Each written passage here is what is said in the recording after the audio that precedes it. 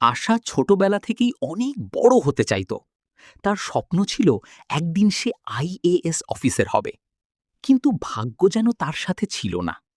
ছোটবেলায় বাবাকে হারিয়েছে, সংসারের সব দায়িত্ব ছিল তার মায়ের কাঁধে। খুব কষ্টে দিন কাটত তাদের। মাধ্যমিক পরীক্ষায় আশার ফেল হলো। পুরো গ্রাম হাসাহাসি করল। সবাই বলল, যে মেয়ে মাধ্যমিকেই ফেল করে সে আবার আইএএস হবে। কথাগুলো আশার বুক ভেঙে দিল, কিন্তু সে হার মানল না। মায়ের চোখের জল মুছে দিয়ে বলল, মা, আমি একদিন সফল হবই। তারপর শুরু হলো কঠোর পরিশ্রম। দিনে মাকে কাজে সাহায্য করত, রাতে জেগে পড়াশোনা করত। 1 বছর পর আবার পরীক্ষা দিল।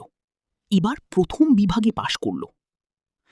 বছরের পর বছর লড়াই করে অবশেষে ইউপিএসসি পরীক্ষায় উত্তীর্ণ হলো আশা।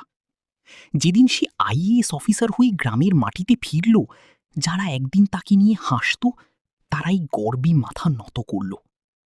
আশা মায়ের হাত ধরে বলল, মা, ফিল করাটা হার নয়, আবার উঠে দাঁড়ানোই আসল জয়।